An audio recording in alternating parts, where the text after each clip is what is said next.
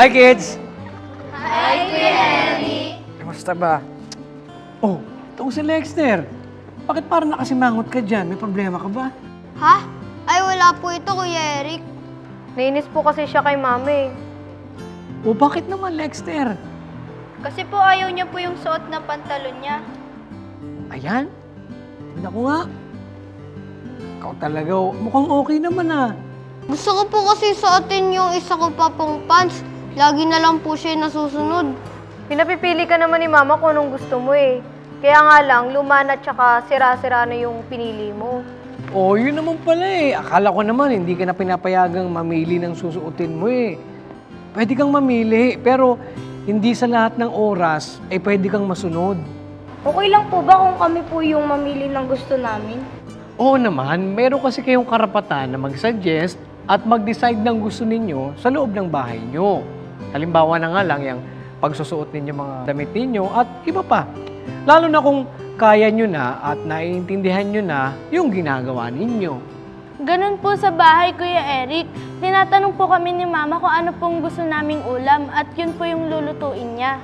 Sa amin din po, ganon. Makulit lang po talaga yung si Lexter.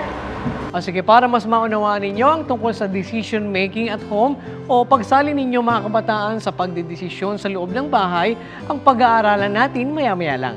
Sige po, Kuya Eric, para mas lalo pa namin po maunawaan ang tungkol dyan. Pero Kuya Eric, okay lang po kung masunod yung kahit na ano gusto namin? Ay, teka, di ba pagiging spoiled yun? Depende kasi sa pinagkakasunduan ninyo sa loob ng bahay. Kung mas mabuti ba yung suggestion ng iba kaysa dun sa isa o kung mas makasasawa naman. Diba dapat ang sundin natin yung mas makabubuti na dapat natin gawin? O, basahin natin ang nakasulat sa aklat ng Filipos sa 4 at 8. Katapus-tapusan mga kapatid, anumang bagay na katotohanan, anumang bagay na kagalang-galang, anumang bagay na matuwid, anumang bagay na malinis, anumang bagay na kaibig-ibig, anumang bagay na mabuting ulat, kung may anumang kagalingan at kung may anumang kapurihan, ay isipin ninyo ang mga bagay na ito. Oo nga po, no, hindi kung ano-ano lang na gusto nating gawin. At yan ang ating verse of the day.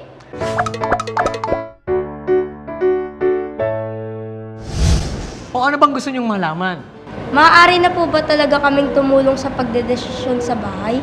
Hanggang saan po ang limitasyon namin para makatulong sa pagdedesisyon? Alamin natin yan at ang iba pang mga bagay tungkol sa decision making sa pagbabalik ng KNC Show!